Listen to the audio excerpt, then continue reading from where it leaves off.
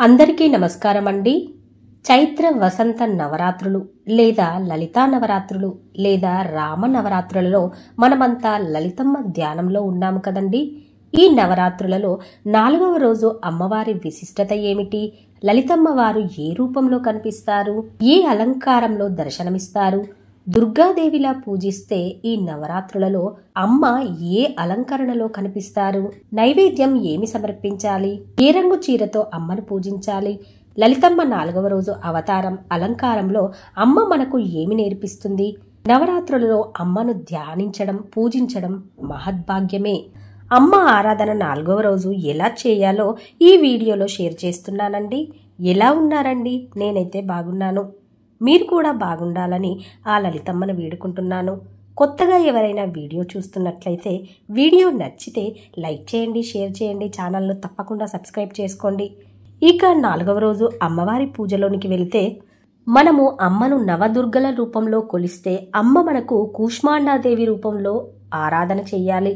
లేదంటే లలితా నవరాత్రులు కదండి, లలితమ్మ రూపంలో ఆరాధన చేస్తామంటే లలితా పరమేశ్వరి రూపంలో ఆరాధన చేసుకోవచ్చు. నవదుర్గలలో ఈరోజు ఈ బ్రహ్మాండాన్ని అంతా సృష్టించిన తల్లిని కూష్మాండాదేవి అని పిలుస్తామండి. కూష్మ అంటే శక్తి, పవర్. అండ అంటే మన భూమి. ఈ భూమి అండాకారంలో ఉంది కదండి.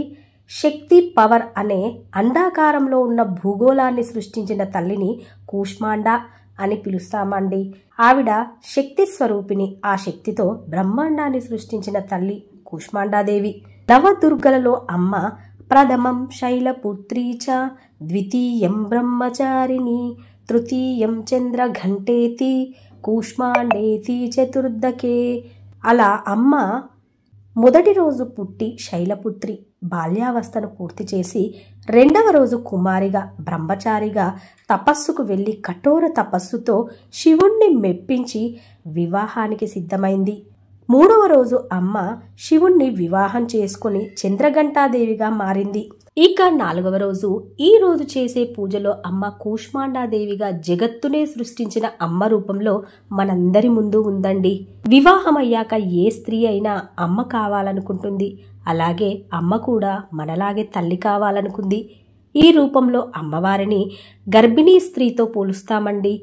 ఎవరికైనా సంతానం ఆలస్యం అవుతుందంటే కూష్మాండాదేవి రూపంలో ఉన్న అమ్మను ఆరాధన చేస్తే సంతానం కలుగుతుందని మన ప్రగాఢ నమ్మకం. ఏ స్త్రీ అయినా తల్లి కాబోతుంది అనే విషయం తెలిసినప్పుడు మన జీవితంలో ఎప్పుడూ పొందలేని ఆనందం పొందుతామండి. ఆ ఇంటిల్లిపాది ఆనందాలలో మునిగి తేలుతూ ఉంటారు. కొత్త మనిషి రాబోతున్నాడు, మన అంశం జన్మిస్తుంది అనే విషయం తెలిసిన వెంటనే తల్లిదండ్రుల మనస్సు ఆనందంతో నిండిపోతుంది. ఆ ఆనందం ప్రతి ఇంటా వెల్లివిరియాలంటే కూష్మాండాదేవి అమ్మ పాదాలను పట్టుకోవాలి. అనేక కోటి బ్రహ్మాండ జనని దివ్య విగ్రహ అని లలితా సహస్రనామంలో ఉంది. లలితమ్మ అనేక కోట్ల బ్రహ్మాండాలను సృష్టించిన జనని ఆ తల్లి జగన్మాత లలితా పరమేశ్వరి.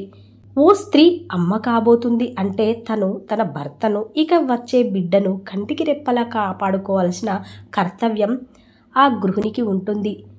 అమ్మ మనకి కనబడకున్నా తన బిడ్డలకు అన్నీ నేర్పకనే నేర్పుతుంది. అమ్మవారిని 4వ రోజు లలితాదేవిగా అలంకరించవచ్చు. లలితమ్మ మనం నమ్మితే అమ్మ లాలించి పాలించి జూలలో ముంచేస్తుంది. నేనున్నాను అనే ధైర్యాన్నిస్తుంది. అది నా అనుభవంతో కూడా చెప్తున్నానండి. పెళ్ళి అయ్యి అమ్మను వదిలి వచ్చాక మనకు ఆ జగన్మాతనే మన అమ్మ. మన అమ్మకు కూడా ఆవిడే అమ్మ. అమ్మలగన్న అమ్మ, ముగ్గురమ్మల మూలపుటమ్మ ఆ లలితమ్మ. అమ్మను నమ్మితే మనకు ప్రేమను పంచుతూ మనల్ని ఆ అమ్మ చూపులు కరుణతో చూస్తాయండి. కూష్మాండా మాత తన చిరునవ్వుతో విశ్వాన్ని సృష్టించింది అని నమ్ముతాము. ఆమె విశ్వశక్తి దేవత. ఈరోజు అమ్మవారికి పండ్లు, పువ్వులు, పులిహోర, పరవన్నం నైవేద్యంగా సమర్పించుకోవచ్చు. శక్తి, తేజస్సుకు అమ్మ ప్రతిరూపం.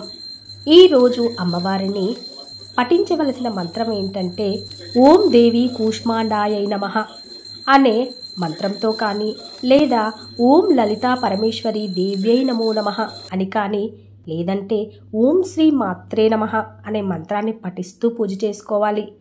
ఈరోజు ధరించవలసిన చీర నీలం రంగు.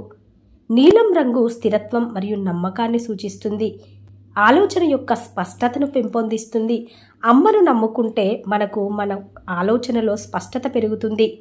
కాబట్టి నీలం రంగు పూలతో అమ్మవారిని పూజించాలి. నీలం రంగు వస్త్రాలను ధరించి ఈరోజు అమ్మకు పూజ చేసుకోవాలి. ఈ నవరాత్రులలో అమ్మకు లలితా పారాయణ చేయాలి. లేదంటే లలితా చాలీసా కానీ, లేదంటే లలితా అష్టోత్తర శతనామావళి కానీ, ఇందులో ఏ ఒక్కటైనా చదువుకోవచ్చండి. ఇక అమ్మ మనము తల్లి అయ్యాక పిల్లలకు ఎలా ప్రేమ పంచాలి, పిల్లల్ని చక్కగా ఎలా లాలించుకోవాలో కూడా నేర్పుతుంది. ఇక అమ్మను పంచోపచార పూజతో కానీ, షోడశోపచార పూజతో కానీ అమ్మను పూజించుకోవాలి. ఇవన్నీ మేము ఏమీ చేయలేమండి అనుకుంటే ఓం శ్రీ మాత్రే నమః అని మన ఇంట్లో ఉన్న ఏ అమ్మ చిత్రపటానికైనా పార్వతీదేవి కానీ, దుర్గమ్మ కానీ, లక్ష్మీదేవి కానీ, సరస్వతీదేవి కానీ, లలితమ్మ ఉంటే మరీ మంచిది.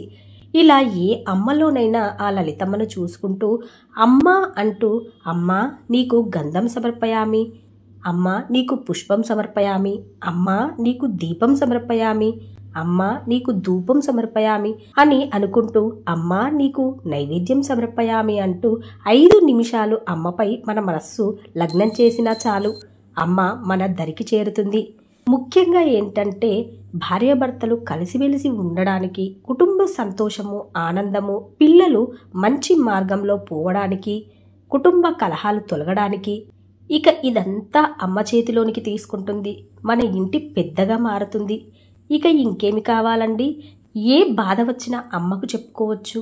వాళ్లకు వీళ్లకు చెప్తే అలా వింటారు, ఓదార్చుతారు. కానీ కష్టాన్ని ఎవరూ తీర్చరండి. కానీ అమ్మ మాత్రమే మనల్ని ఆ కష్టం నుండి బయటపడేస్తుందని నమ్మాలి. ఇది నా అనుభవంతో చెప్తున్నానండి.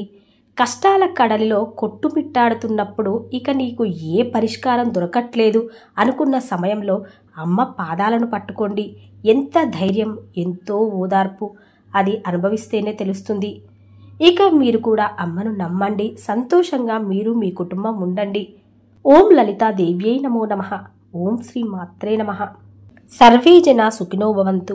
లోకా సమస్తా సుఖినో భవంతు.